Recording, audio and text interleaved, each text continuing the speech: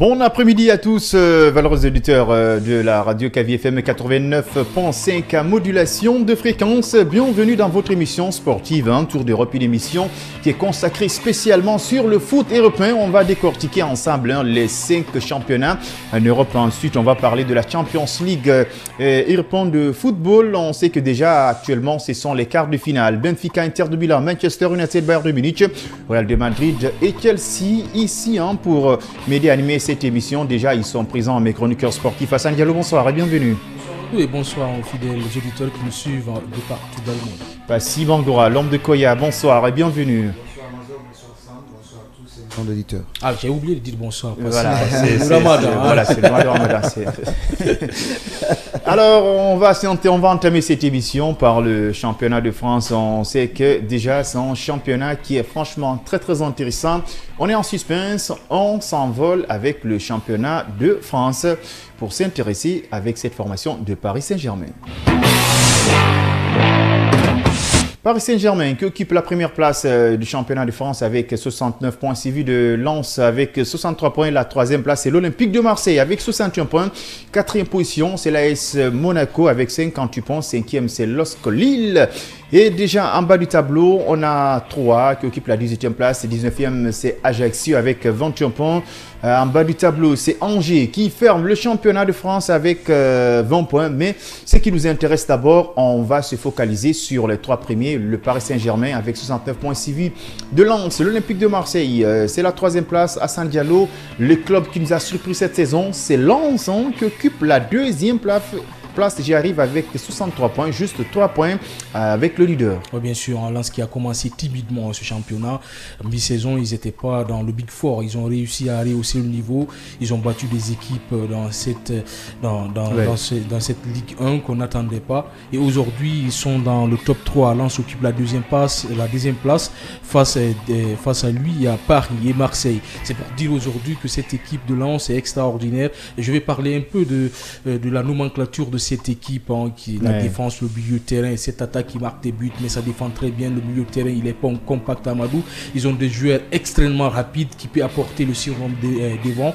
Et surtout cette politique installée par les administrateurs de l'équipe. Ils ont réussi à maintenir des joueurs qui étaient là l'année passée, qui se connaissent tous ces joueurs-là. C'est ce qui permet aujourd'hui à l'équipe de Lens de manœuvrer facilement lors du deuxième tableau de championnat Ligue 1. Ils ont réussi beaucoup de choses, beaucoup de paris. C'est pour cela ils sont deuxième aujourd'hui. Ils ont gagné des matchs, comme j'ai dit, des matchs difficiles contre des gros de cette équipe de la Ligue 1. Ils sont deuxième aujourd'hui. Maintenant, il faut essayer de maintenir en série jusqu'à la fin parce que Marseille, là, Monaco et Lille, ce sont des équipes qui voudront se qualifier directement pour cette Ligue des Champions.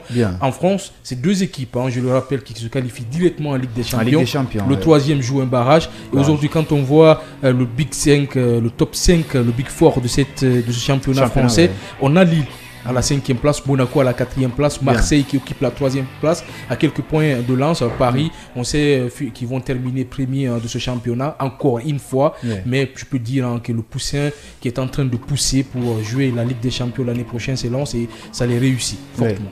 Ça les réussit, c'est leur Hassan Diallo dans ce studio. C'est le Paris Saint-Germain encore qui va être champion de France, on peut le dire ainsi, mais c'est qui reste clair. Il y a juste 3 points entre le Paris Saint-Germain et Lens, donc le PSG qui occupe la tête avec 69 points, suivi de Lens avec 63 points. Cette formation lensoise est la meilleure défense du championnat de France pour le moment. Cette formation a juste encaissé que 22 buts dans le championnat. Passi Bangoura, le club qui nous impressionne pour le moment dans le championnat de France, c'est Lens qui est de retour. Oui, Lens de retour parce qu'on sait l'année dernière quand cette formation a pu mettre les bouchées doubles pour pouvoir aussi bousculer la hiérarchie. Quand on sait la hiérarchie au sein de la Ligue 1 française, c'est bel et bien le Paris Saint-Germain et derrière, même si l'Olympique de Marseille a parfois Marseille aussi qui s'est retrouvé, qui retrouve ses automatismes. Et cette équipe lensoise est une très bonne équipe parce que d'ailleurs, Hassan vient de parapher, c'est une formation qui a trouvé des bonnes attitudes la saison dernière et qui ont encore doublé les efforts pour encore revenir cette année. Et vous voyez avec cette cette vitesse, cet objectif derrière qu'ils ont pu avoir depuis le début de ce championnat. Bien. Et puis ils sont en train de s'imposer dans le Big Five du championnat. Bien. Et puis après de très longues journées, 2, 3, 4 journées, ils sont parmi les 3 premiers. Pas du tout. Ils essayent même de faire une concurrence assez haute parce que regardez, quand Marseille a trébuché lors de la précédente rencontre, vous avez vu cette formation. C'était avec Lorient, ils ont fait 0 but partout. Et Lorient qui occupe la 10e place du championnat. Effectivement, et Lens n'a pas vraiment laissé les verbes faciles. Ils se sont postés rapidement et puis venir très rapidement derrière. Amadou, vous l'avez rappelé rapidement que Lens n'encaisse pas assez de buts. Ils ont encaissé que 22 buts dans ce championnat. C'est quasiment énorme, surtout quand tu as des équipes comme Marseille, Monaco, Lille, Paris qui marquent des buts. Ils n'ont pas beaucoup encaissé. Oui, on aura le temps de parler de cette formation de l'Olympique de Marseille qui est de retour parce que déjà, on sait que l'Olympique de Marseille, c'est le seul club français déjà détenteur de la Champions League européenne de football. Mais cette fois-ci, Marseille encore est bien parti parce qu'il y a juste 3 points entre l'Olympique de Marseille et cette formation de Lens. On est en suspense. Monaco, 4e place avec 58 points. Mais ce qui reste clair à San Diallo dans ce championnat de France, le meilleur buteur du championnat français actuellement, c'est ce joueur qu'on appelle Davis. Il évolue dans cette formation de LOSC Lille avec 19 réalisations, suivi de Kylian Mbappé de Paris Saint-Germain avec 19 réalisations. On va d'abord s'intéresser au classement des meilleurs buteurs. Lacazette qui occupe la 3e place avec 18 réalisations. C'est aussi serré entre le premier, le deuxième et le troisième. Déjà, il y a égalité de buts. Mbappé 19, David 19. Le troisième, c'est Lacazette avec Lyon. Kylian Mbappé, la concurrence, elle est très rude. Elle est très rude, mais moi, je pense que Mbappé va finir premier de ce classement parce que c'est un joueur extraordinaire. Aussi, il y a Lacazette qui a vécu dans le championnat de France. Mais aujourd'hui, les prouesses qui réussissent aujourd'hui, Kylian Mbappé, tout le monde le connaît, c'est un joueur au complet. Pied gauche, pied droit, et des frappes lointaines, des dribbles extraordinaires. Il nous a montré ses qualités lors de la qualification de la Coupe d'Europe qui va se jouer en 2024. Il y a aussi la Coupe du Monde où il a montré qu'il a été phénoménal, qu'il était phénoménal du moins avec cette finale extraordinaire contre l'Argentine. Et ce Kylian Mbappé, il est jeune, mais dans la tête, c'est un joueur phénoménal, extraordinaire, qui réussit des grandes choses. Et le championnat, il est encore loin. Je pense qu'il a beaucoup de choses à faire, même s'il y a Lacazette aussi derrière qui est en train de rôder pour essayer de piquer cette place de meilleur buteur. Mais moi, je pense que Kylian Mbappé, avec les atouts qu'il a, il va terminer à la tête de ce classement. Ça n'engage que moi. Lacazette, il est de retour, je peux le dire, dans le championnat de France. On sait qu'à un certain moment, il avait quitté ce championnat, cette fois-ci avec Lyon, déjà qui occupe la 7e place avec 47 points. Ils sont pas tellement loin du leader, je peux le dire ainsi. Encore, ils ont quand même la place pour jouer l'Europa League, pourquoi pas la Champions League européenne de football. Lacazette, peut-il encore déclasser Kylian Mbappé qui est franchement en flèche? Ça sera très difficile parce que quand vous prenez Mbappé statistiquement, c'est un jeune très entreprenant. C'est un jeune d'ailleurs qui, dans le championnat français, qui impose son leadership. Et aujourd'hui, quand il a le ballon d'ailleurs dans son club avec le Paris Saint-Germain, vous voyez combien de fois il essaie d'exploser dès après la ligne médiane.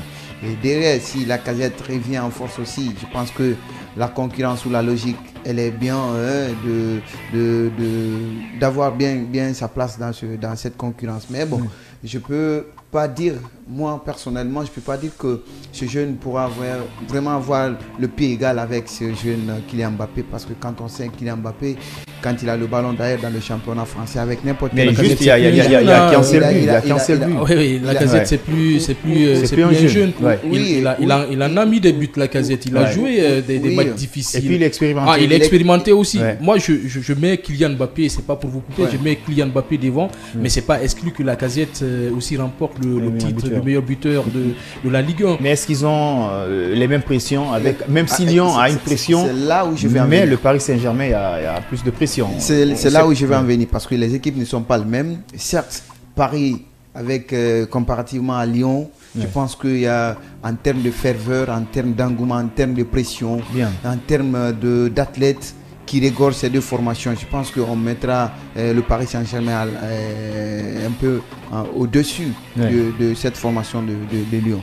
Alors, Est-ce que, en termes d'acteurs dans ce club, je vais parler de Paris Saint-Germain, est-ce que tous ces athlètes, tous ces joueurs ne veut pas aussi voir ce Kylian Mbappé en train de progresser pour maintenir ce titre. Vous parlez de la concurrence peut-être. Ce titre également, peut-être de champion, meilleur buteur ou meilleur joueur du championnat de Ligue 1 français, qu'il soit vraiment remporté par ce jeune Kylian Mbappé. Moi, je comprends. Aujourd'hui, au Paris Saint-Germain, Kylian Mbappé, c'est le leader incontestable. C'est le capitaine de cette équipe. Il est entouré par des joueurs comme Lionel Messi, qui le laisse devant. Messi qui n'est pas gourmand. Il n'est pas trop gourmand. Il y a Neymar qui est blessé, bien sûr. On peut dire que ces joueurs-là, comme il a dit, sont en train de jouer pour Kylian Mbappé. Et c'est là le problème. Ça va être le tournant même pour ce titre de meilleur buteur de ce championnat. Parce que de l'autre côté, la Casette, il cherchait le but. Mais de l'autre côté, il y a Kylian Mbappé. Il ne faut pas encore oublier le joueur de LOSC Lille. Parce que déjà, LOSC Lille occupe la 5e place avec 52 points pour LOSC Lille. Et actuellement, ils ont le meilleur buteur du championnat. Même s'il est en égalité de but avec Kylian Mbappé. Il s'appelle David. Il a 19 réalisations. Peut-être LOSC Lille peut nous surprendre parce que déjà LOSC Lille est habitué aux compétitions européennes. Attention, aussi. Mais si on parle du meilleur buteur de LOSC Lille, c'est la surprise parmi les 3 meilleurs. On n'attendait pas ce jeune-là arriver à ce niveau, marquer assez de buts, 19 buts marqués dans un championnat relevé comme la Ligue 1. C'est vraiment énorme, comme vous le dites, Amadou. Peut-être c'est la surprise. Maintenant, Lille a l'habitude de jouer le Big Four français. Il est parmi le Big Four français. Ils ont l'habitude de jouer la Ligue des Champions. Et ils ont l'habitude d'être premiers, même si ça fait un bail qu'ils ne se maintiennent pas assez longtemps devant. C'est un géant du championnat. C'est un géant du championnat français. Donc on ne va pas être trop surpris quand ils sont parmi les 5 premiers de ce championnat-là. La surprise, c'est de voir qu'un meilleur un joueur de LOSC Lille est parmi les meilleurs buteurs de ce championnat. Allez, l'Olympique de Marseille, quand même, je tergiverse encore concernant ce club parce que c'est le seul club français déjà qui a la Ligue des Champions, l'Olympique de Marseille. 3e position avec 61 points et l'AS Monaco derrière 58 points. En tout cas, les top 5, c'est logique avec le championnat de France, Paris, Lens, Marseille, Monaco et Lille. Maintenant, ce sont des clubs des fois qui jouent pour le maintien, mais des fois aussi qui arrivent à créer de la différence en Europa League. Rennes, Lyon, Nice, 6e, 7e, 9e. Lyon déjà avec Rennes qui est en égalité de points avec 47 points.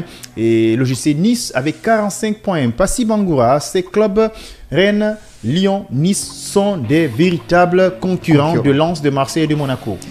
C'est des véritables concurrents parce que le plus souvent on les retrouve dans la deuxième partie du tableau sur le classement général du championnat français. Mais à partir de là, il y a Marseille qui est en train de se faire démarquer de ces autres et qui aujourd'hui occupe la 3e place. Et même si ce club parfois a des pains sur la planche, parce qu'hier on l'a vu, ils sont sortis à jeu égal 0 but partout contre cette formation que j'ignore. Marseille, ils ont joué avec Lorient. Monaco, ils ont fait 2 buts partout avec Lorient hier, 0 but partout. Et de l'autre côté, ces autres clubs, peut-être que c'est peut-être parce que le championnat est long, nous sommes sur la 30e journée. Est-ce qu'ils sont vraiment les carottes qui sont cuites ou bien l'écart est des amis entre les 5 premiers du championnat? Il faut peut-être maintenir le cap pour se maintenir dans le championnat, pour éviter la relégation, éviter la dépense des calories, la dépense en énergie. Certes, c'est la politique pour l'instant pour ces clubs, mais pour l'instant, Marseille est en train de... La question pour vous deux, en bas du tableau, selon moi, c'est la logique. Ce sont les clubs souvent qui évoluent en 2e division. C'est Strasbourg, c'est déjà Troyes, c'est Ajaccio, c'est Angers. Illogique, hein? Est-ce que ces clubs ne vont pas encore retrouver la 2e division? Je me réponds encore. Strasbourg, Troyes, Angers avec Ajaccio. Oui, avant de répondre rapidement, Amadou, je vais répondre d'abord sur Lyon et Rennes et Nice, qui sont aussi des équipes normalement qui jouent le Big Four. Ils sont souvent parmi le 2e, 3e, 4e. On peut rappeler que Lyon a remporté 6 fois consécutives la Ligue 1. La Ligue 1, c'est pas n'importe quelle équipe dans ce championnat avec français. La génération avec de Juninho, de Benzema et de Govou.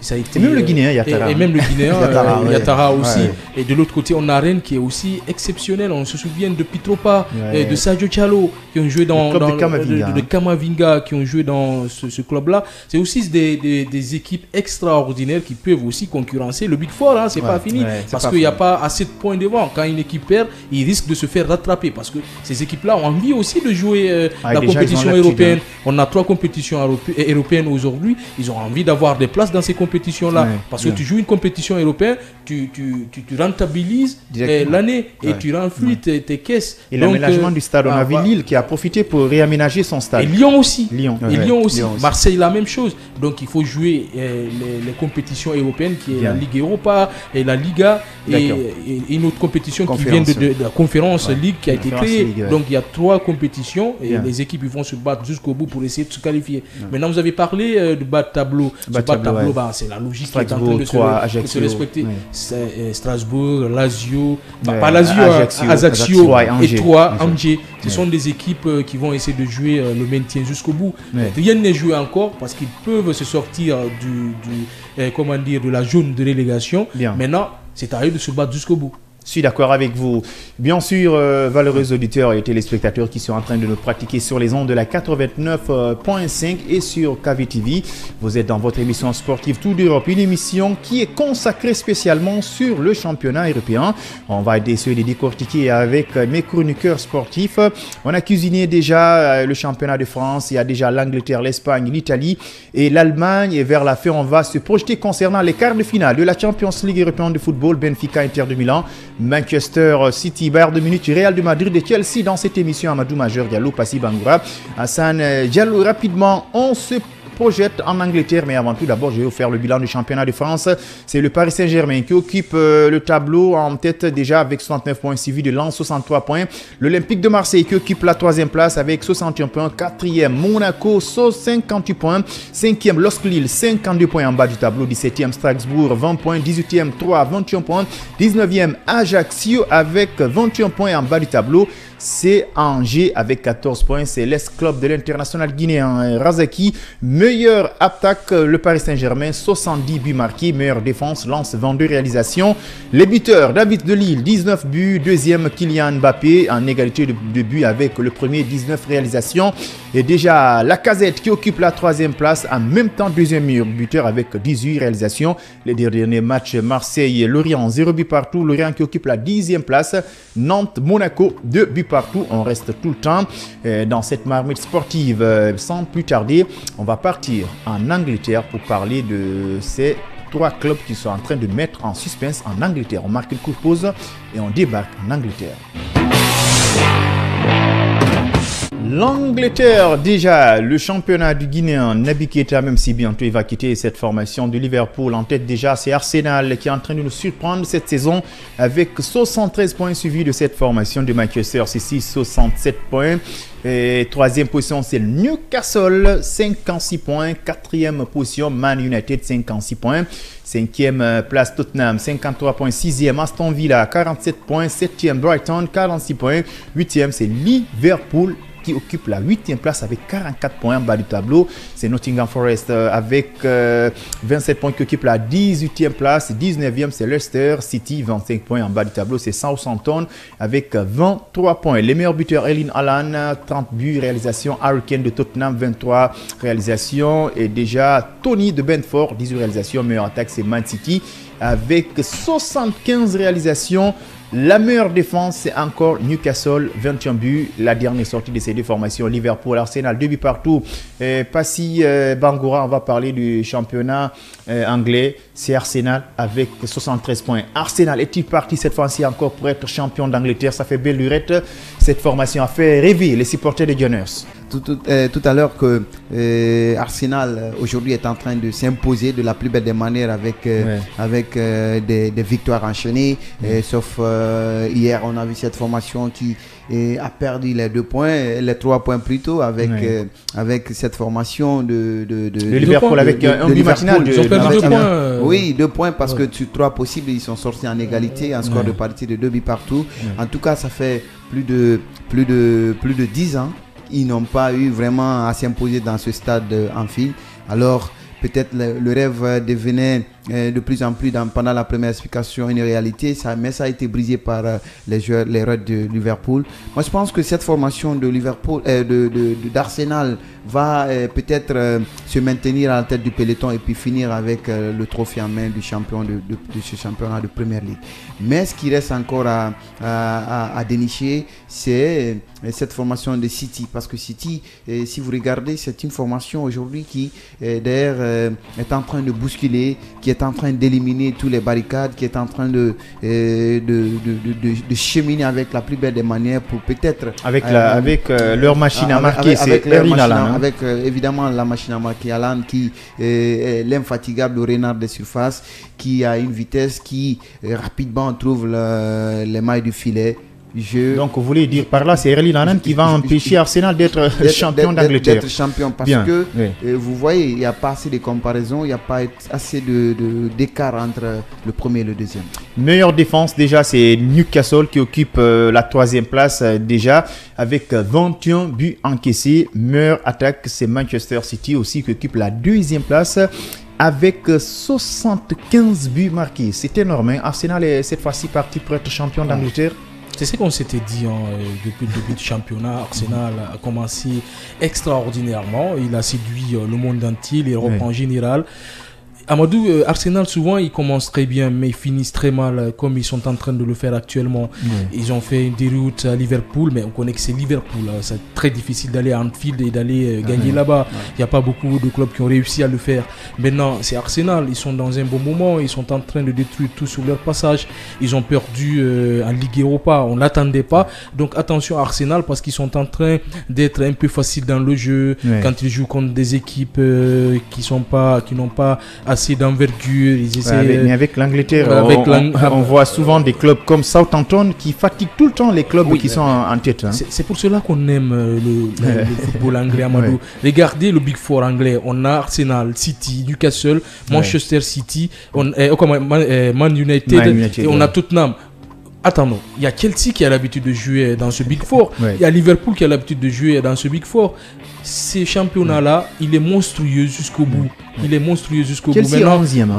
Oui, Chelsea 11e. C'est grave. C'est grave. Maintenant, Chelsea 11e qui doit jouer les quarts finales de la Ligue des Champions. Et contre le Real de Madrid. On en reviendra longuement dans cette émission. Maintenant, parlons d'Arsenal. Parlons des faiblesses de Arsenal qui se laissent faire dans les matchs. Ils peuvent gagner un match à 2-0 en deuxième mi-temps. Ils ne sont pas constants, ils relâchent, ils se font rejoindre. Maintenant, on a une machine extraordinaire de Pep Guardiola. De l'autre côté, amené par l'attaquant, vous l'avez dit, Erling Haaland, qui marque des buts, des doublés, des triplés. À son âge, il est en train de battre des records. Aussi, il y a des joueurs dans cette équipe de Manchester City, dans ce milieu de terrain, qui sont extraordinaires. On a Gundogan, l'Allemand, on a Phil Foden, on a aussi le Belge, le milieu de terrain, qui est extraordinaire, qui donne des passes magnifiques. Le problème, c'est pour Arsenal, c'est cette défense qui encaisse beaucoup de buts, même si ça marque devant. On a le joueur brésilien, comme on l'appelle, Jesus, qui est revenu de blessure, qui marque beaucoup de buts. On a le jeune joueur anglais, Saka, qui marque aussi, qui est d'ailleurs le meilleur buteur du club d'Arsenal. Mais derrière, ça encaisse beaucoup de buts, même si le jeu il est posé. Arteta a réussi quelque chose d'extraordinaire. Moi, je pense qu'Arsenal doit faire beaucoup attention. Il reste des matchs à jouer et des matchs très difficiles. Les petits sont très très difficiles à défaire en Angleterre. Très difficile à défaire en Angleterre. Là, je suis parfaitement d'accord avec vous pour parler cette fois-ci de la ligne défensive de cette formation d'Arsenal qui ne rassure pas du tout parce que déjà regardez la dernière rencontre de cette formation des Gunners, c'était face à Liverpool, 2 buts partout, vous imaginez. À la 8e minute, c'est Martin déjà qui ouvre la marque pour cette formation de Liverpool. Ensuite, à la 28e minute, Gabriel Jesus, vous imaginez maintenant. À la 42e minute, c'est Mo Salah qui transforme ce but pour Liverpool. Et vers la fin, à la 87e minute, c'est Firmino qui marque franchement ce deuxième but pour cette formation de Liverpool. Passy Bangoura, vous partagez les mêmes avis avec Hassan. Donc, c'est la faiblesse défensive de cette formation des Gunners qui va empêcher Arsenal d'être champion d'Angleterre parce que déjà, ils sont tellement loin du troisième, Newcastle, qui n'a que 56 points. Oui, vous savez, le club, souvent, il y a des secteurs de jeu qu'il faut forcément, quand on a des objectifs à aligner dans le championnat. Et vous prenez l'Arsenal aujourd'hui, on peut dire qu'au niveau de l'attaque, ça marque. En tout cas, là, on ne peut pas reprocher grand-chose. Mais au niveau de la défense, il y a des petits réglages à faire. Est-ce que c'est un problème de compréhension ou bien d'adaptation qui doit venir en couverture? Ou bien le niveau de championnat. Quand il y a des adversaires comme Alan, on retient que c'est un club qui est rempli de jeunes talents. C'est un club qui, aujourd'hui, qui bénéficie des talents, en tout cas d'Angleterre, parce que il faut retenir que le club, pour l'instant, a un bon ossature dans le championnat anglais. Ouais. Et derrière, il n'y a pas de constance, mais quand même il y a de la qualité. Il y a de la qualité, bien entendu. Et derrière, si vous voyez que ça trébiche parfois. La défense est un peu pachoire. Et difficilement de sauvegarder les acquis, difficilement de se retrouver. Je trouve qu'il y a un réglage à faire. Oui, moi je dis à Amadou, s'il n'y avait pas de constance, il ne serait pas premier. Il y a une constance, mais il y a des choses à régler. Ces choses-là, il faut vraiment se pencher là-dessus, essayer de régler ça pour essayer de... Peut-être que ce n'est pas l'aspect mental, c'est ce qui fatigue beaucoup. Peut-être l'aspect mental, ce sont des jeunes. Prenons le jeune Odegaard qui était au Real Madrid, il n'a pas arrivé à s'imposer là-bas, il est revenu à Arsenal. Aujourd'hui, c'est l'un des meilleurs milieux de terrain du football européen. Il ne faut pas se voler la fâche. Et il défend très bien. Il prend le ballon, il le remonte, il marque des buts. Il a marqué assez de buts avec Arsenal cette saison. Et pour dire qu'aujourd'hui, Arteta a réussi quelque chose d'extraordinaire dans cette équipe. Maintenant, il n'y a que des petits soucis à régler. Peut-être la défense pour qu'elle soit la maturité, et tout ça. La maturité et surtout un mental de plomb, comme vous l'avez dit, Amadou. Ils sont constants, c'est pour cela qu'ils ont 73 points. Et maintenant, il faut essayer de garder ces 73 points parce qu'il y a une machine qui détruit tout sur son passage derrière. Surtout hier, il y avait la possibilité de renverser la tendance. Mais c'est pas facile. C'est avec Liverpool. Alors, Mo Salah a passé sur un contre-pied, un penalty qui a dérobé les cadres. En tout cas, la situation en Angleterre, elle est franchement rude et compliquée. Il y a de la place à gagner dans ce championnat. Arsenal qui occupe la tête avec 73 points. Et derrière Man City, on n'est pas tout surpris. Troisième, Newcastle qui nous a surpris cette saison. Vous savez, le football, c'est l'argent. On n'en parle pas trop, Amadou. Voilà. Depuis l'arrivée de ce grand président des clubs. Le même président du club de l'Arabie Saoudite, où joue Cristiano Ronaldo. Amadou, juste quelques secondes pour qu'on en parle de Newcastle. C'est aujourd'hui une équipe qui a... Vous savez, quand le Paris Saint-Germain a été racheté par les Qataris, il a fallu au moins une année ou deux pour s'imposer dans ce championnat français. Mais regardez Newcastle, aujourd'hui, ils sont parmi le Big Four, troisième. Et c'est en Angleterre, c'est pas n'importe quel championnat. Et puis la meilleure défense avec 21 buts encaissés. Ça n'encaisse pas beaucoup de buts. Et pour les fans de Cristiano Ronaldo, de passage, je le dis, c'est une information, Amadou, si Newcastle réussit à se qualifier pour la Ligue des Champions, on va le revoir en Europe. Et puis peut-être il va se venger de cette formation de Man United. Ensuite, pour clôturer déjà ce dossier en Angleterre, on va parler de ces deux clubs qui sont en train de descendre complètement. Liverpool, depuis le départ de Mohamed Salah, ce club n'arrive pas à se retrouver. Il y a des départs de Mohamed, déjà arrivé de Sadio Mané. Attention, les supporters de cette formation, on va essayer de mettre à côté. J'ai parlé de Mohamed Salah qui continue franchement à progresser, même s'il y a l'absence de Sadio Mané. Pour preuve, il a marqué hier à la 42e minute pour cette formation de Liverpool, mais depuis le départ de Sadio Mané, cette formation n'arrive pas à se retrouver. Chelsea, avec ses changements d'entraîneur, on parle de Lampard et encore qui va revenir dans cette formation de Chelsea. Passy Bangura, c'est quoi le véritable problème de cette formation de Liverpool? De Liverpool, de Chelsea ou Liverpool? De Liverpool d'abord, parce que déjà Liverpool qui occupe déjà la 8e place avec 44 points, ils sont tellement loin du leader. Arsenal avec 73 points, c'est incroyable. Je pense que le véritable problème de ce club, c'est de trouver un joueur clé. Un joueur clé sur lequel on peut reposer le système pour pouvoir fonctionner les secteurs de jeu. Pourquoi pas Mo Salah? Parce que Mo Salah qui a mis trop de pression sur le club pour le départ de Mané. Oui, il en a fait. Et le monde entier en a vu. Et puis tout le monde a été témoin oculaire de cette histoire. Et puis il s'est montré derrière le leader, ou il voulait se montrer le leader, ou je vais dire... Donc il faut le retour de Mané. Pas forcément. Pas du tout. Pas forcément. Mais parce que Mané qui n'est pas à l'aise avec le Bayern de Munich. Moi je pense que s'il avait décidé, il avait voulu vraiment que Mané prend le départ et qu'il revienne pour s'imposer. Mo Salah, je parle bien de lui. Il allait avoir les automatismes, les verbes faciles. Mais ils ont compté sur des joueurs qu'on attendait beaucoup. Mais à ce niveau, je pense que jusqu'à présent, si nous voyons ce club de Liverpool est en train de trébucher derrière, surtout dans la deuxième partie du classement, je trouve qu'il y a encore quelque chose à faire parce que le joueur sur lequel on doit se fonder, le joueur sur lequel il doit vraiment essayer de reposer le système n'est pas encore vu. Oui, Mo Salah, c'est vrai, c'est un des acteurs de la belle aventure de cette formation. Mais le football de Liverpool, c'est au niveau des couloirs. Au moins, à un certain moment, le côté de Mohamed Salah, ça partait très vite. Sadio Mané, ça partait très vite. Ça permettait à l'attaquant de pointe à marquer. Mais c'est pas comme ça, on le voit actuellement. Même si Mo Salah parfois il se démarque, mais ça reste un peu. Mais est-ce que l'autre côté... Amadou, moi je pense que le problème de cette équipe de Liverpool, c'est Jürgen Klopp. Tout tourne autour de l'entraîneur, c'est lui le meneur de cette équipe. Donc il est planté. Ah oui, il est planté. Moi je suis Jürgen Klopp. Et je ne me sépare pas du meilleur joueur de cette équipe. Mané, même s'il y a Mohamed Salah, c'est le meilleur joueur de cette équipe de Liverpool. On se sépare de Sadio Mané, on envoie Nunez pour 150 millions d'euros. Vous imaginez combien de fois il a été compliqué d'aller acheter Nunez pour se débarrasser du moins de Sadio Mané. Je garde Sadio Mané et ça marche très bien avec... Et puis Minamino. Je garde Sadio Mané, je garde Mohamed Salah. C'est une paire qui marche très bien. Il y a Firmino qui est extraordinaire aussi. Vous avez parlé de Minamino qui n'a joué que 2 matchs avec Liverpool. Ils l'ont acheté, ils ont mis sur le banc. Wijnaldum, on peut comprendre, c'est vieillissant, il est parti pouvoir au Paris Saint-Germain.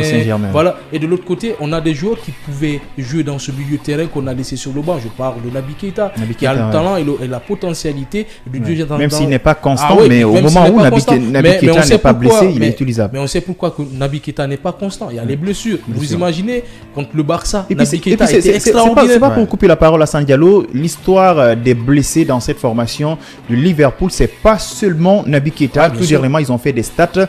La plupart, il y a plus de 40 ou 50% des joueurs de Liverpool qui sont blessés. Naby Keita qui n'est pas constant. Et Thiago Alcantara qui est souvent blessé. Et même au niveau du milieu de terrain, ils ont des joueurs franchement qui sont tout le temps blessés. Est-ce que c'est pas du côté du médecin? C'était juste entre guillemets.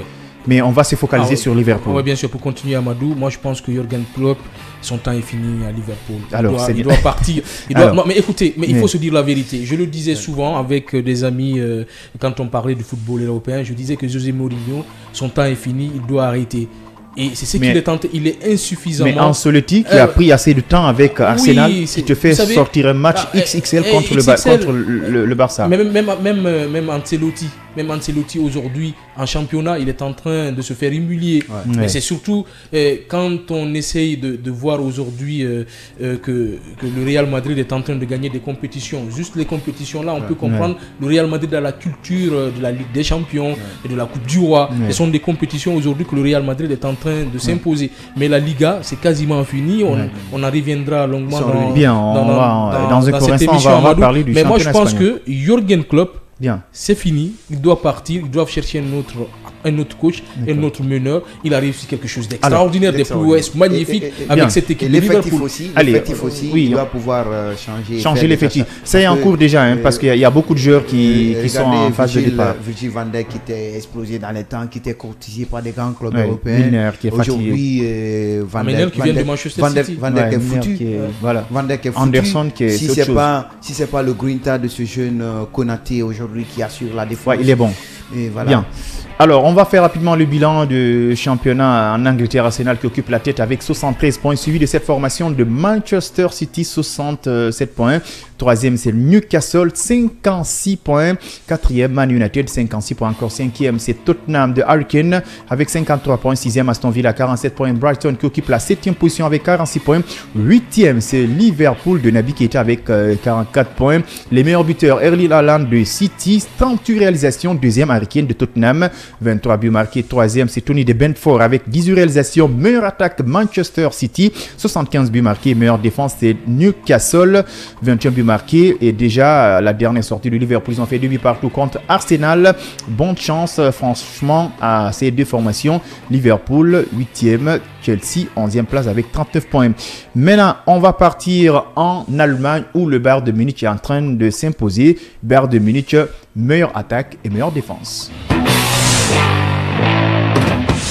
Le Bayern de Munich, déjà en championnat, en Bundesliga qui est en train de s'imposer, même si déjà le club de Guinée a encore, il s'agit de Seoul Guiraki Stuttgart qui occupe la 16e place avec 23 points. Mais le Bayern de Munich première place, 58 points. Deuxième, Borussia Dortmund qui est de retour avec 56 points. Et Union Berlin, 51. Leipzig de Naby Keita, peut-être il va se retourner là-bas, qui est bien placé. Quatrième avec 48 points. Et cinquième, c'est Fribourg, le club qui a 47 points, le club qui est en train de charmer l'international guinéen. Et Morlaï Camara, meilleure attaque.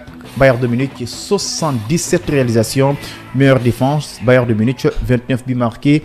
Hassan Diallo, le Bayern qui rafle, mais au niveau du classement, il y a une pression. Derrière, c'est le Borussia Dortmund. Ah, bien sûr, moi j'aime parler du colossal football de la Bundesliga, mais du Bayern Munich aussi. Vous avez parlé de cette équipe qui est en train de rouler derrière.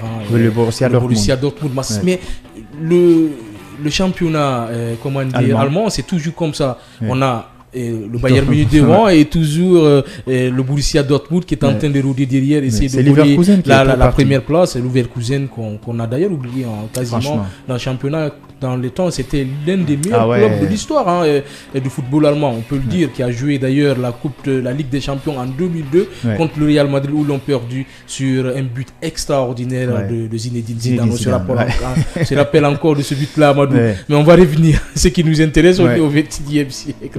Et surtout aujourd'hui, en 2023, le Bayern Munich est en train de réussir quelque chose d'extraordinaire. On pensait que quand Lewandowski allait quitter cette équipe du Bayern Munich, on n'allait pas avoir assez de buts marqués par cette équipe du Bayern. On a des joueurs comme le roi Sané qui ne jouent pas, mais cette équipe du Bayern marque. Sadio Mané ne joue pas, mais cette équipe du Bayern marque, Amadou. C'est pour dire qu'ils ont des talents cachés qui sont en train de monter en puissance dans cette équipe. New York ne joue pas, mais il y a un gardien qu'ils ont sorti sur le banc qui est extraordinaire. On a une défense remaniée qui est superbe.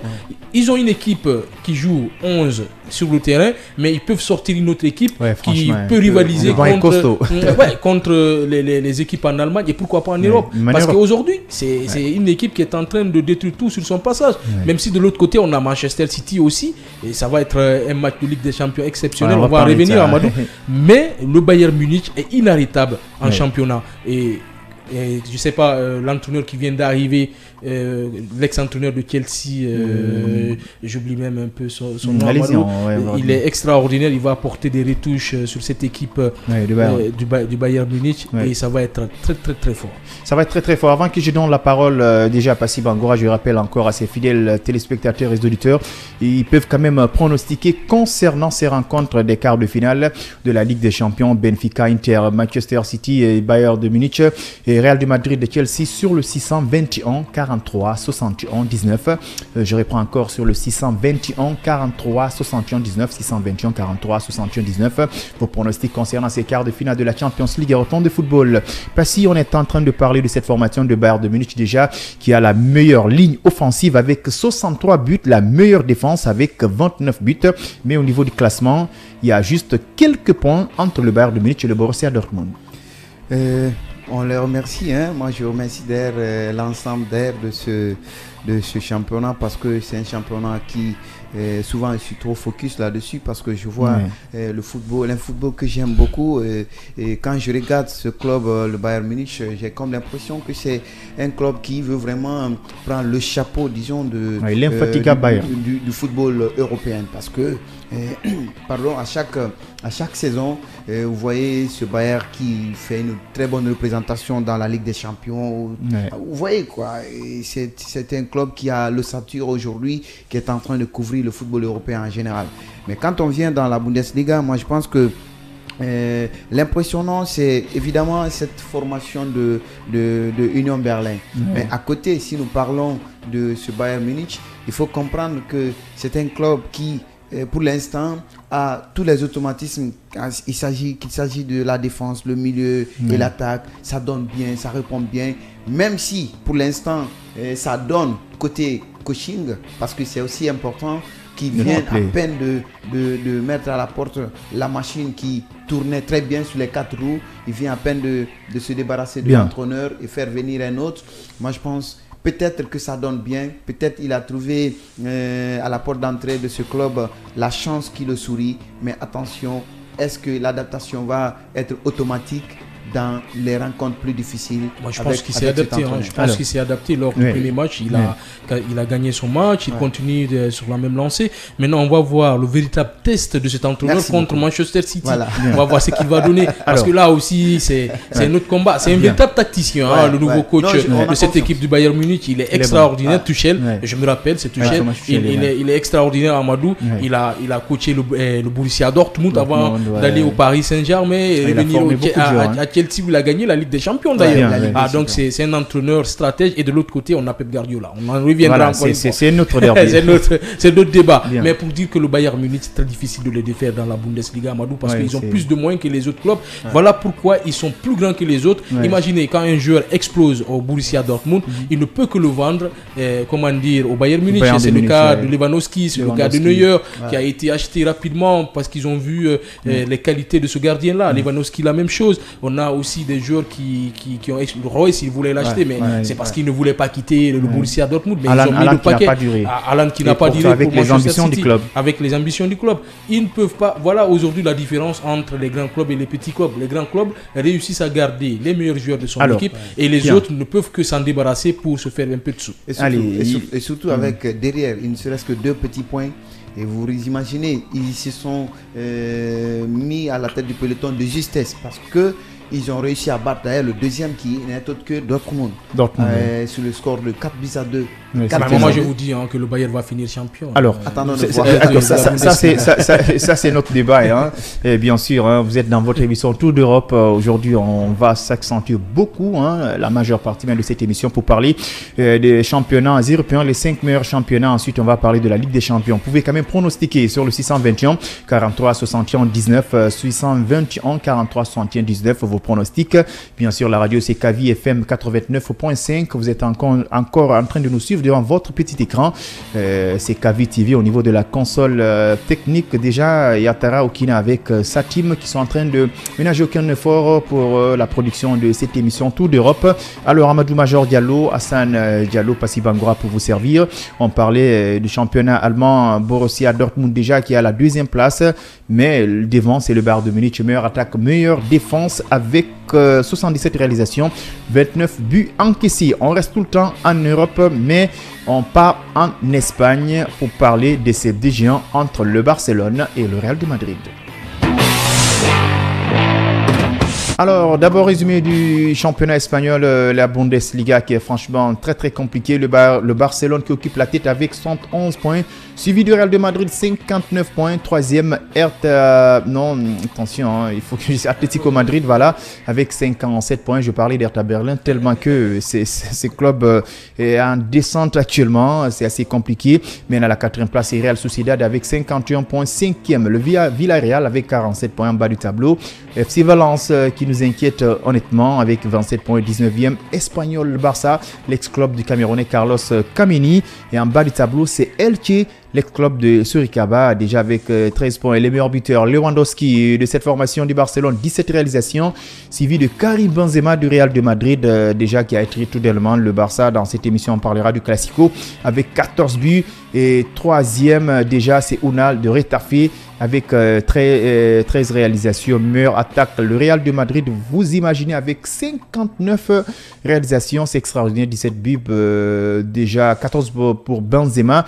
Meilleure défense, c'est le Barça avec 9 buts encaissés. C'est franchement compliqué pour cette formation au niveau des Classicos. Alors, avant qu'on ne parle du Classico, on va parler d'abord du classement. Passy Bangoura. C'est franchement impressionnant. Le Barça avec des jeunes joueurs, Ansu Fati et Gavi qui parvient à contrer peut-être le Real de Madrid au niveau du classement. Est-ce que déjà c'est confirmé, le Barça est parti pour être champion? Parce que derrière, il y a la machine à marquer, c'est Benzema. Mais devant aussi, il y a une autre machine, c'est Lewandowski. Lewandowski, tout à fait. Je pense que c'est un club déjà qui a été absent sur le prétoire du championnat de l'Espagne. Ouais. Et aujourd'hui, ils sont en train de revenir. C'est vrai, le projet en jeu, le projet en cours, plutôt, c'est la reconstruction de cette équipe. Évidemment, nous le comprenons en tant que sportifs, mais derrière, il faut comprendre que la concurrence, peut-être des autres outsiders de ce championnat, je vais parler Atlético Madrid, Sociedad, Villarreal, ce sont les clubs des Europa League, de l'Europa League. Qui essaye de booster, qui essaye de peut-être de bousculer le FC Barcelone. Et aujourd'hui, certes, avec Xavi, ça peut marcher, mais ça reste encore à faire, même si le club peut-être occupe aujourd'hui la tête du peloton en laissant derrière un écart très énorme avec le Real Madrid. Si nous comprenons les choses, peut-être que le Barça va partir. Moi, je pense. On part du Real, mais je dirais Atlético Madrid qui met la pression au Real. Bien sûr. Moi, je pense que le championnat est déjà joué. Ça a été joué lors de la victoire de Barça au Camp Nou, du Classico, l'avant-dernier Classico avant celui de la Coupe du Roi. Moi, je pense que le championnat est déjà joué. Le Barça est très bien parti pour soulever le titre de la Liga, Amadou. Maintenant, le Real Madrid, il joue la compétition de la Ligue des Champions. Ils doivent se projeter là-dessus, essayer de se battre. Maintenant, parlant de ce classement-là, il y a l'Atlético Madrid, comme vous l'avez dit, est en train de bousculer le Real Madrid pour obtenir cette deuxième place. Et c'est là que ça va se jouer, parce que comme la France, il y a 3 équipes qui se qualifient directement pour la Ligue des Champions. Il y a aussi Real Sociedad qui est juste à côté de l'Atlético Madrid. Donc attention au Real Madrid, parce qu'ils ont perdu un match qu'ils ne devaient pas perdre contre le Villarreal. Amadou, le Real a très bien commencé. Ils ont bien sûr encaissé un but, mais ils ont réussi à revenir derrière, à marquer un autre but. Ils se sont fait rejoindre. Après, Villarreal a réussi à marquer un autre but. Les sous-marins jaunes ont battu le Real Madrid 2 fois dans ce championnat, que ce soit le match aller et le match retour. Donc c'est compliqué pour Ancelotti dans ce championnat-là. C'est pas le même visage qu'on est en train de voir en Ligue des Champions, en Coupe du Roi. Donc attention au Real Madrid de ne pas perdre des points pour cette bataille de Ligue des Champions, parce que si le Real Madrid perd des points, il peut venir à la 4e place. Quand il vient à la 4e place, c'est jouer directement le barrage, sauf si il gagne la Ligue des Champions. Là il se qualifie directement pour la compétition. Donc attention au Real Madrid, même si Karim Benzema est en train de marquer des buts. Karim Benzema est en train de marquer des buts, c'est aussi quand même il est incontestable actuellement, on peut le dire ainsi, même s'il n'est pas le meilleur buteur, parce qu'il y a déjà Lewandowski qui continue à marquer, mais il n'y a pas assez de différence de but, parce que l'autre est à 14, l'autre est à 17. C'est possible parce qu'on sait que Benzema il est bien entouré. 3 buts. 3 buts derrière. Il a des joueurs comme Vinicius, il a des joueurs aussi comme Toni Kroos, pourquoi pas Luka Modric.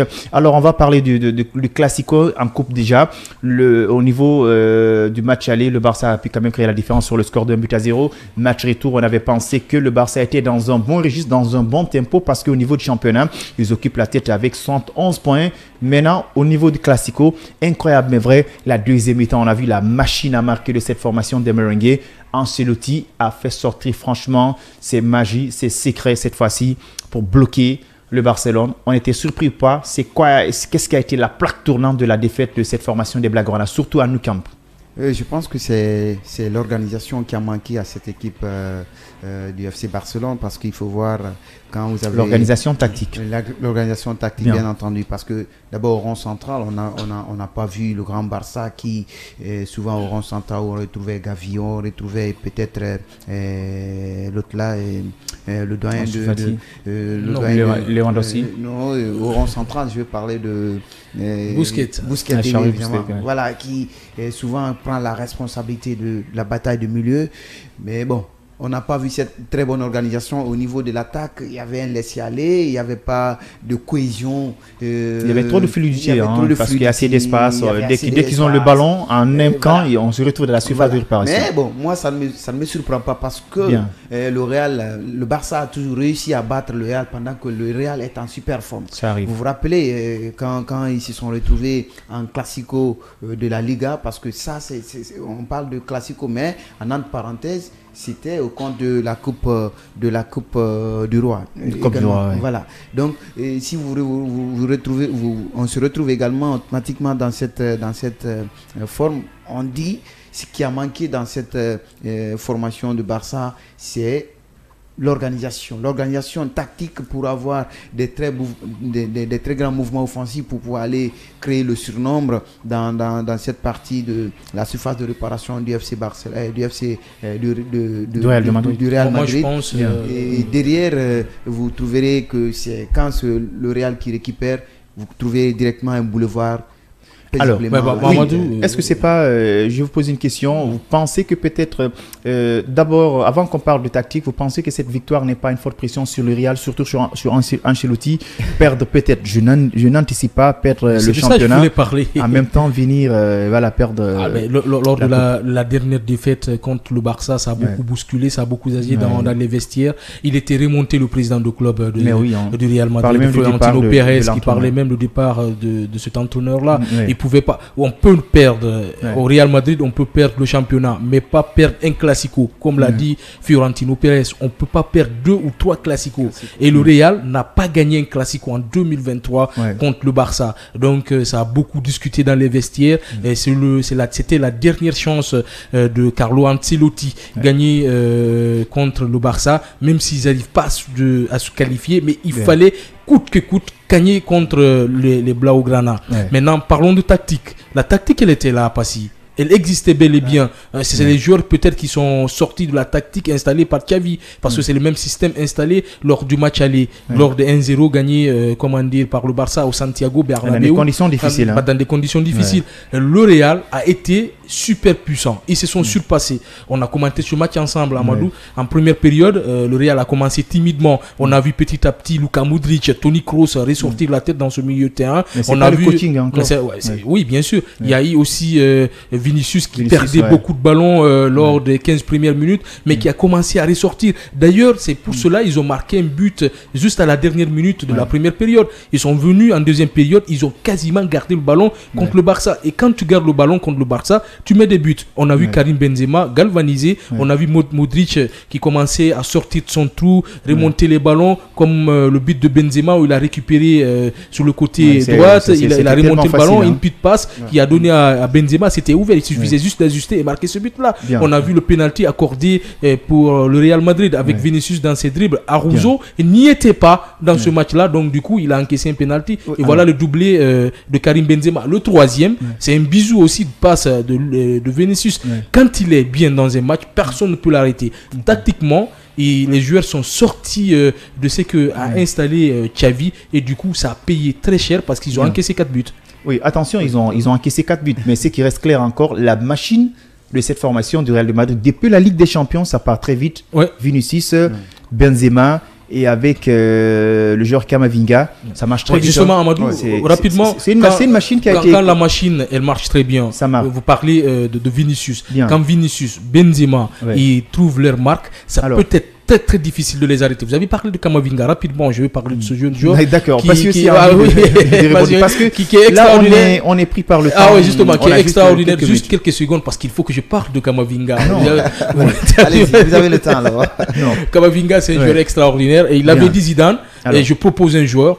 Il va venir au Real Madrid, il va faire quelque chose d'extraordinaire. Alors, je m'arrête là. D'accord, il n'y a pas de souci. La machine, elle a commencé de marcher, ça fait belle lurette. En ce moment, Xavi n'avait même pas mis en place cette formation du Barça. Alors, ça ne date pas d'aujourd'hui. On va juste vous priver vos analyses parce que là, on est bousculé par le temps. Je suis désolé, Passy. D'accord, c'est pas grave. On est pris par le temps. 15h passées les 58 minutes à la pendule numérique de la radio Kavi FM 89.5, synchro à la télé. L'émission, c'est Tour d'Europe. On s'accentue seulement sur le championnat déjà européen.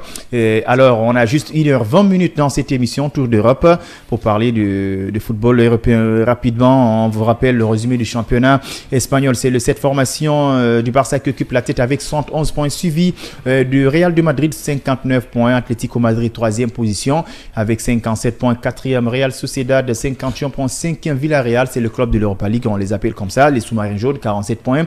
Le meilleur buteur, c'est Lewandowski de Barcelone avec 17 réalisations, suivi de Karim Benzema du Real de Madrid, 14 buts. Et le 3e buteur, c'est Unal de Retafe avec 13 buts. Meilleure attaque Real de Madrid, 59 réalisations. Meilleure défense, le Barça avec 9 buts marqués. Rapidement, on a juste 1 minute avec le championnat italien. Surtout, on va s'accentuer sur ce garçon qu'on appelle Osimhen, pourquoi pas, et la Juventus de Turin qui a des sérieux problèmes actuellement en Italie. Allez, c'est comme ça se passe chaque lundi dès qu'il est 15h devant votre petit écran et derrière votre poste transistor. On sait que déjà depuis 15h, vous êtes accrochés à nos lèvres pour vous parler du championnat européen ensemble pour cuisiner cette émission. Hassan Diallo, Passy Bangoura dans cette marmite sportive. Les gens qui aiment franchement le football européen, vous allez prendre du dose dans cette émission. C'est comme ça se passe chaque lundi dès qu'il est 15h sur la 89.5 et devant votre petit écran sur KVTV. Demain, on va parler de World Sport et dimanche à partir de 21h encore de World Sport. Là, on va parler des autres disciplines pour capable les autres championnats. On va beaucoup s'accentuer sur le championnat guinéen. Alors en Italie, c'est Naples qui occupe la tête avec 74 points suivi de Lazio, 58 points. Troisième place, c'est AS Roma de Madi Camara, 53 points. Le Milan AC peut-être qui va être le futur club de Naby Keita qui suit en suspense avec 52 points. Cinquième déjà, c'est l'Inter de Milan aussi qui est en train de se battre pour avoir Naby Keita 51. Sixième, Atlanta Bergame 42 points. Et septième, c'est la Juventus de Turin 44 points. J'ai beaucoup tergiversé sur ce club. Et déjà, Lazio de Rome avec Borum 3-2. Alors, Passy Bangoura, on va parler de ce championnat. Surtout Naples qui est en train de nous impressionner, mais nous on va faire un coup de projecteur sur ce joueur nigérien, c'est Osimhen qui est franchement inarrêtable actuellement. Inarrêtable. Naples également, c'est un club aujourd'hui qui est en train d'impressionner le monde entier, qu'il soit en Serie A ou en Ligue des Champions. Et vous remarquez sur les statistiques, les parcours de ce club aujourd'hui qui est en train d'exploser dans les compétitions européennes. Moi je pense que je les vois loin, peut-être ça c'est le commencement dans cette saison, dans cette année 2023. Il faut voir ce club l'année prochaine avec ces mêmes athlètes, surtout avec ce jeune Nigérien qui est Osimhen, qui est en train de mettre les bouchées doubles, qui est en train de s'illustrer, qui est en train de montrer la valeur africaine, c'est-à-dire l'énergie qu'un joueur doit avoir. En tout cas, il est très puissant. Très efficace. Mais vraiment. Tout le temps, le Nigeria a tout le temps eu des bons attaquants. On parlait de Bafemi Martins, de Ekinine Rachidi. C'était juste entre guillemets pour parler de cette formation. Alors, vous pouvez me rappeler le nom de ce stade de Naples, le stade qui chantait pour Diego Armando Maradona. Il s'appelle Diego Armando Maradona. Le nom du stade, c'est Diego Armando Maradona. Diego Armando Maradona. Il a été renommé Diego Armando Maradona il y a deux mois de cela. Après avant, c'était la Bombonière. À la Bombonière. Maintenant, c'est Diego Armando Maradona. La chaudière Diego Armando Maradona. On est en train de revivre les mêmes moments de Diego Armando Maradona avec Victor Osimhen. Osimhen qui marque des buts comme Diego Armando Maradona. Il n'est pas arrivé au niveau de Diego Armando Maradona d'abord. Mais il donne du plaisir. Il est le chouchou des supporters de Naples. Il réussit des choses extraordinaires, que ce soit la Ligue des Champions, le championnat. Aujourd'hui, il est parmi les partisans qui ont mis Naples là où ils sont aujourd'hui premiers du championnat là, Amadou. Il est extraordinaire. Il a un talent hors pair devant les buts. Il a le sang-froid qui lui permet souvent de mettre des doublés, des triplés. C'est un joueur, souvent il marque des doublés, des triplés à chaque fois qu'il joue. Mais quand il décide d'accélérer, il accélère. Quand il décide de rester tranquille, il peut rester tranquille et marquer un but. Le Napoli, c'est une équipe extraordinaire. C'est une ville de football d'abord qui connaît le beau football, comme vous l'avez dit, avec Diego Armando Maradona. À part lui, il y a des joueurs qui sont passés, Simeone, beaucoup d'autres grands joueurs qui sont passés, Insigne, beaucoup de joueurs, pour dire que cette équipe mérite bien la place, parce qu'il y a une politique qui a été installée il y a 3 ans de cela, parce qu'ils avaient perdu la valeur qu'ils avaient dans le temps. Mais petit à petit, ils sont en train de retrouver cette valeur-là. C'est pour cela aujourd'hui qu'ils sont premiers du championnat italien. Amadou et Osimhen est en train d'amener cette équipe extraordinaire. C'est moi, honnêtement, à l'enfance, c'était mon championnat préféré. Moi aussi. De Lazio, de l'Inter de Milan, de l'AC Milan, le stade de San Siro qui s'enflammait avec Kaka Kaladze.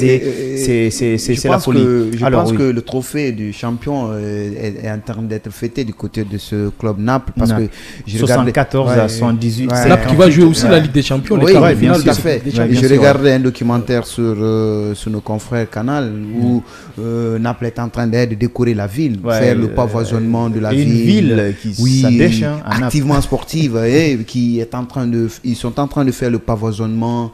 Ils sont en train de mettre les effigies des joueurs. Alors là, vous voulez dire par là qu'ils ont anticipé. Alors on va parler de ce club mythique, historique du championnat italien. C'est la Lazio de Rome. Vous vous rappelez, il y avait Filippo Inzaghi, il y avait Simone Inzaghi qui nous a franchement fait rêver à l'enfance. Lazio qui revient en super forme, ils ont un peu bousculé l'AS Roma de notre grand entraîneur José Mourinho et l'équipe de Madi Camara. Certes, c'est un club aussi qui, moi, ils ont été un peu méconnus par moi, mais quand j'ai fouillé sur l'historique, sur les statistiques de ce club, j'ai compris que c'est un club. Vous êtes jeune, c'est pas comme nous les vieux. La Lazio, c'est notre temps. J'ai compris que c'est un club qui a connu le passage des grands joueurs dans le temps de l'Italie et qu'ils ont réussi à marquer leur temps, qui a eu toujours raison dans le championnat italien. Et aujourd'hui, si ce club parvient à redorer le blason et se placer deuxième derrière le tableau. La Lazio a toujours été grand.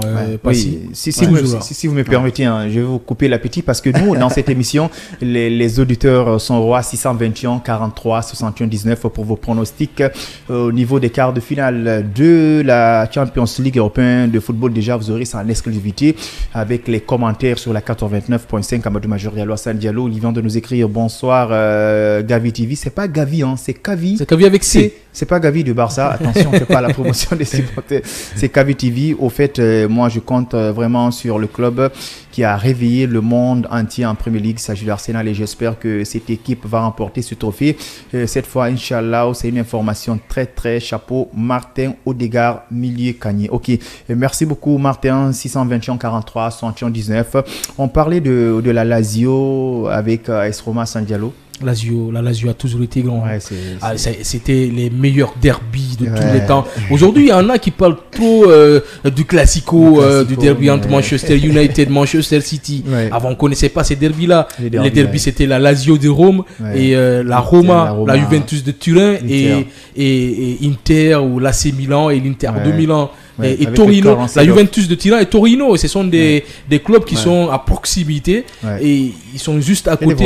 Ce sont des voisins. Donc, ce sont des derbies extraordinaires. C'est comme la Lazio de Rome et la Roma. La Lazio, aujourd'hui, c'est important de les revoir à ce niveau-là. Il y a un autre club qui a disparu, c'est la Fiorentina. Qui était aussi extraordinaire. Avec oui, bien sûr. Mais moi, ce qui me taraude de l'esprit, c'est la vieille dame. Oui, voilà, on va parler de la vieille dame. D'abord, on va parler de cette formation du Milan AC. Milan, franchement, c'est aussi pas tellement négative cette saison parce que déjà ils occupent la 4e place avec 52 points et le deuxième à 58 points. En tout cas, ils sont dans les 50, ils sont à quelques microns encore du historiquement avec le départ de Berlusconi, le Milan a beaucoup baissé sur le plan footballistique. Les stars affluaient au Milan AC, on avait des joueurs extraordinaires qui rêvaient de jouer pour le Milan AC. Quand on regarde le 11 de tous les temps de cette équipe de Milan, on a plusieurs ballons d'or, on a des défenseurs d'anthologie, mais attention, on a des joueurs extraordinaires. Mais peut-être le Milan est de retour. Ah oui, mais justement, j'y arrive, Amadou, c'est juste pour donner pourquoi le Milan a baissé il y a quelques années, mais depuis 2 ans, 3 ans de cela, ils sont en train de revenir, ils sont en train d'accélérer et aujourd'hui ça paye dans le championnat parce que cette année, sûrement, ils peuvent terminer dans le haut de tableau. Oui, c'est possible au tableau. Vous étiez en train de placer mot concernant le Milan. Oui, j'ai dit, au moment que nous on prenait le goût du football dans les années 2005-2006, je regardais ce club Milan AC. C'était un club qui me donnait en tout cas le sentiment de ceux qui me donnait en tout cas ce qu'on appelle le grinta, la physique, la physique dans le match, la physique dans le jeu, dans l'adversité. C'est ça même l'ADN du championnat italien. C'est en ce temps. Vous me rappelez de Calazze. Ouais, c'est en ce temps même que j'ai aimé le nom que je surnomme aujourd'hui Passy, parce que quand je suis devant un adversaire, on voit qu'on est maintenant dans l'émotion du Passy, on se rappelle. Que je regarde le championnat italien, voilà, je trouve de l'adversité. Alors merci quand même de nous rappeler un peu de l'émotion de l'enfance. C'est comme ça, quand on parle du passé, on se rappelle de pas mal de choses. Alors on va faire quelques coups de projecteur concernant ce club de la Juventus de Turin, franchement, qui nous impressionne avec 15 points de pénalité. On comprend pas réellement qu'est-ce qui se passe dans cette formation, l'ex-club de ce grand gardien, vous me rappelez son nom? Buffon, je le dis Buffon. À un certain moment, c'était franchement compliqué. Mais quand on parle de la Juventus de Turin, vous me rappelez de cette génération de Nedved, de Yakunta, et Trezeguet, et Takinardi, Zalaeta, de Zebina. C'était la folie. C'est pas les mêmes générations qu'on est en train de voir, mais ça sent de la mafia avec cette formation. Mais écoutez, la Juventus de Turin a dominé le championnat italien il y a cela 5 ans. C'est eux qui sont en train d'être sacrés champions de la Serie A. De la Serie A. Vous imaginez aujourd'hui avec des matchs truqués. On ne sait pas. On les a retirés. On les a retirés 15 points. C'est compliqué. C'est la deuxième fois parce qu'ils ont subi ça en 2009-2010 où ils sont terminés ils ont été retirés directement en première division. Ils ont atterri en deuxième division. Et en deuxième division, on a retiré plus de 50 points. Difficilement, ils sont revenus en première division. Moi, je pensais qu'ils avaient retenu la leçon et finalement, ils reviennent. Ils font la même chose. C'est une mafia très, très dangereuse que la FIFA ne pardonne pas du tout, et l'UEFA aussi. Vous savez, c'est l'UEFA qui gère le championnat européen, mais c'est une partie de la FIFA. C'est comme la CAF ici ou notre fédération guinéenne. Ce sont des associations qui sont autonomes, ce sont des membres de la FIFA. Donc on ne pensait pas que la Juventus allait revenir avec ces problèmes de matchs truqués. C'est quasiment difficile de le dire, mais en tout cas, il faut faire attention. Et c'est très compliqué quand il s'agit d'un club que tout le monde admire, qui est la Juventus de Turin. Allez, valeureux auditeurs et téléspectateurs, je pense qu'ils avaient pris du plaisir. Vous êtes en train de prendre du plaisir dans cette émission Tour d'Europe sur les ondes de la 89.5 en modulation de fréquence. Déjà, il est 16h passé de 11 minutes. Juste 9 minutes nous séparent de la fin de cette émission Tour d'Europe. On vous a quand même brossé, fait quand même quelques ratissages, on peut le dire ainsi, le bilan de ces 5 meilleurs championnats européens, même si en Ligue des Champions, c'est pas le même cas. Une manière de faire clin d'œil au championnat portugais où évolue l'international guinéen Morla ici là, pour vous dire que cette fois-ci, pour parler de la Champions League, on va commencer par cette formation de Benfica. On marque une courte pause, on revient dans quelques instants vous parler de la Champions League. La radio la plus disjonctée de la cité. Allez, on est de retour dans ce studio. On est juste ensemble 1h20 de 15h à 16h20 pour parler du football européen 100%, 621 43 119 vos pronostics. Et, vous aurez en exclusivité les commentaires des matchs de la Ligue des Champions mardi et mercredi. On peut le dire ainsi déjà, c'est extrêmement important. On se prépare. Passi Bangoura, Benfica, Inter de Milan. Franchement, cette formation de Benfica impressionne d'autres, mais moi, honnêtement, non. Benfica, ce club m'a tout le temps charmé, même en championnat. Benfica est peut-être inarrêtable ou pas, mais en face, ils ont l'Inter de Milan qui occupe la 5e place avec 58 points en championnat. Mais cette fois-ci, c'est la Ligue des Champions. Et il faut comprendre que c'était un club aujourd'hui qui peut-être a réussi à se hisser au plus haut, surtout en Ligue des Champions jusqu'à ce stade au niveau de quart de finale. Peut-être il va goûter aux délices de cette grande compétition européenne. Et de l'autre côté, ils ont un adversaire aussi très costaud parce que c'est l'Inter de Milan. C'est l'Inter de Milan. Il faut comprendre que ça fait belle lurette que ces clubs n'ont pas eu la chance d'accéder à ce stade de la compétition, surtout quand on parle de la Ligue des Champions européenne. Et c'est ce qui va être le tournant ou peut-être qui va être l'enjeu principal de cette rencontre. L'enjeu de cette rencontre à San Diallo, Benfica, franchement, ce club, moi, m'a séduit. Ouais, bien sûr, le Benfica, c'est une équipe extraordinaire qui est costaud, qui marque des buts, mais qui défend très bien, qui crée aussi le surnombre dans le milieu de terrain, qui est ce qui empêche considérablement ses adversaires d'évoluer dans le match. Maintenant, vous avez parlé de l'Inter qui a un passé extraordinaire, mais faisons la différence entre le Scudetto et bien sûr la Ligue des Champions. C'est très différent, ça c'est la compétition. Et aujourd'hui, Benfica a un plus que l'Inter de Milan, même si l'Inter, comme je l'ai dit, a un passé qui peut aussi jouer dans une compétition. Mais attention, ça va être un match difficile. Ils vont tous essayer de se qualifier rapidement lors du premier match. Mais je pense que c'est lui qui va marquer le premier but, que ce soit Benfica ou l'Inter, va prendre beaucoup d'options pour la qualification pour les demi-finales. Beaucoup d'options, en tout cas, moi, quand même, je mise beaucoup sur cette formation de Benfica qui est en train de me charmer, que ce soit en championnat et même en Ligue des Champions. Un club qui pratique un football collectif, c'est purement, il y a de l'automatisme, il y a une question d'adaptation dans cette formation, ça communique très bien. Alors, Man City, Bayern de Munich, c'est la folie. Hein. C'est franchement un grand derby en Ligue des Champions parce qu'on sait que déjà Manchester City, avec l'attaquant Erling Haaland, déjà qui a 30 buts en championnat, et le Bayern de Munich, meilleure défense, meilleure attaque en championnat. Déjà, on sait que le Bayern de Munich a déjà 77 réalisations et meilleure défense, 29 buts encaissés. Cette fois-ci encore, c'est devient de plus en plus compliqué. Meilleure attaque championnat anglais, meilleure attaque championnat allemand. Passy.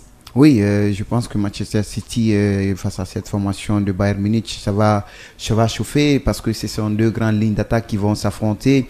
Peut-être c'est aux défenseurs de serrer les ceintures, c'est aux défenseurs peut-être de montrer leur efficacité. Et à partir de là, on verra le goût du football. C'est pourquoi quand il s'agit de ces grandes rencontres, on a tout le temps de prendre quels sont les tenants et quels sont les aboutissants. Et je pense que sur ce match, on ne va pas se déterminer là-dessus.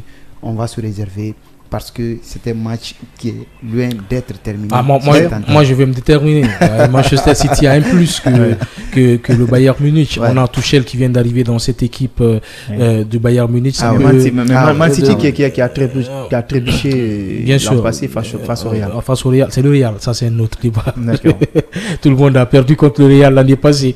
Attention, le Bayern, 77 buts marqués en championnat, c'est énorme. Oui, j'y arrive rapidement. Amadou Tuchel qui vient de prendre cette équipe du Bayern Munich, ça peut être là le tournant du match. Et on a Pep Guardiola qui a cette équipe il y a de cela depuis et lui aussi il a 75 buts marqués 75 buts. On a une machine infernale devant qui marque des buts, des triplés, des doublés avec Manchester City, même si de l'autre côté avec le Bayern Munich c'est aussi une équipe qui marque des buts, mais moi je pense que Manchester City aujourd'hui a plus de chances de remporter cette compétition d'ailleurs en général que tous les clubs. Mais aussi que Man City, c'est comme ça, chaque année avec des champions, on voit le Man City venir en super forme, mais il n'arrive pas à terminer. Quand on voit la constance de cette équipe en Ligue des Champions, quand on voit la constance de cette équipe en championnat, quand on voit aujourd'hui ce que Pep Guardiola a réussi à faire dans cette équipe de Manchester City, quand on voit ce milieu de terrain de Manchester City, Gundogan, Foden, quand on voit cette attaque de Manchester City, cette défense, le gardien, on peut et surtout le banc aussi qui peut rentrer et faire la différence. On peut dire que Manchester City aujourd'hui a plus d'armes que toutes les équipes réunies dans cette compétition de Ligue des Champions. Maintenant, le Bayern en face. Oui, je pense que, sur papier, on peut être d'accord. Moi, je pense des athlètes qui vont jouer sur le terrain. Sinon, parce qu'éliminer le Bayern, le Bayern aussi, c'est aussi important. Mais il y a aussi un coup de chance parce qu'il faut dire que le coach Pep Guardiola a 54% dans toutes ses rencontres face à ces formations anglaises qu'il a réussi. Donc, il a peu de chance. Peut-être il maîtrise un tout petit peu le championnat anglais ou la performance des équipes anglaises pour peut-être essayer de boucler. C'est ça aussi le souci, parce que Pep Guardiola aussi connaît bien le championnat. Il connaît bien le championnat. Justement, voilà le souci. Voilà pourquoi je dis, il y a un mec qui vient juste de prendre une équipe, il n'a même pas fait 2 semaines avec l'équipe, il n'a pas trouvé ses marques, il y a un autre gars de l'autre côté qui a fait 8 ans avec ses gars, donc attention de voir, Manchester City, ça peut faire très très mal l'année là. Ça peut faire quand même très très mal l'année là parce que déjà 75 buts en championnat, meilleure attaque en Angleterre, 75 buts, et meilleure attaque en Allemagne, 77 buts. Franchement, ça va être un match ouvert et franchement aussi compliqué pour ces deux formations. Alors, pour boucler cette partie en Ligue des Champions, le Real de Madrid et Chelsea, même si Chelsea traverse des moments très très difficiles, mais en Ligue des Champions, peut-être ça va être un match de revanche parce qu'on se rappelle à un certain moment, le Real de Madrid avait éliminé Chelsea et Chelsea aussi est revenu leur mettre la pression. Oui. Real Madrid a tout le temps la chance. C'est en 2020, si je me rappelle, c'est Chelsea qui a réussi à battre le Real Madrid et puis il a remporté la Ligue des Champions avec Thomas Tuchel. Et en 2021, le Real s'est révengé, il a réussi à éliminer également le Chelsea et puis le Real aussi a parvenu à remporter la Ligue des Champions. Je pense que c'est la 3e fois qu'ils se rencontrent à ce stade de la compétition et ça va être encore une autre facette de cette Ligue des Champions parce que peut-être Chelsea, si Real parvient à minimiser peut-être la potentialité de cette équipe parce qu'ils ne sont pas en forme du moment, parce que la performance n'est pas constante dans cette formation. À ce stade de la compétition, ils vont se voir pincés par cette jeunesse bleue. Hassan, Real Chelsea, c'est un choc. C'est un très grand choc. Moi, je ne vais pas enterrer du tout les Blues. C'est une équipe extraordinaire à Stamford Bridge. On va commencer là. Ça va être compliqué pour le Real Madrid, surtout parce que le Real Madrid est en train de perdre des matchs dans le championnat. Il y a des fébrilité défensives dans le milieu de terrain aussi. Il y a des failles. Il y a des sérieuses failles dans le milieu de terrain de cette équipe du Real Madrid. On a Toni Kroos qui est vieillissant, Tchouaméni qui n'arrive pas du tout à retrouver ses marques. On a Modric qui ne peut pas jouer 60 minutes de suite. On a un axe défensif qu'on essaye de tourner. Aujourd'hui, on a Nacho, un autre joueur. De l'autre côté, on a un autre qui va rentrer en deuxième période. C'est très compliqué aujourd'hui au Real Madrid, même si Chelsea est bon. Et N'Golo Kanté est revenu. Allez, franchement, valeureux auditeurs et téléspectateurs, on avait envie de continuer avec vous, mais la radio, c'est l'heure, on ne pouvait pas faire mieux que ça. J'espère que je suis optimiste, vous avez pris de plaisir dans cette émission sportive, Tour d'Europe, une émission qui est consacrée spécialement au foot européen. On a un peu parlé des 5 meilleurs championnats en Europe. On a fait quelques coups de projecteurs concernant la Champions League européenne de football. Vous aurez en exclusivité les commentaires de ces rencontres sur la 89.5 en modulation de fréquence mardi et mercredi avec Amadou Major Diallo et Hassan Diallo pour vous commenter ce match. Allez, dans ce studio, c'est Passy, Hassan Major tout le temps qui est là, qui a vous animer. Et franchement, cette plateforme sportive. Il me reste qu'à vous dire merci, au revoir Hassan Diallo. Ça fait un réel plaisir pour moi. Merci à vous. Passy, merci. Merci à toutes et merci à tous. Allez, valeureux auditeurs et téléspectateurs, ici s'achève cette marmite sportive. Je pense qu'il y avait pris assez d'informations dans cette émission. On se retrouve encore demain dans l'émission World Sport et merci à tous.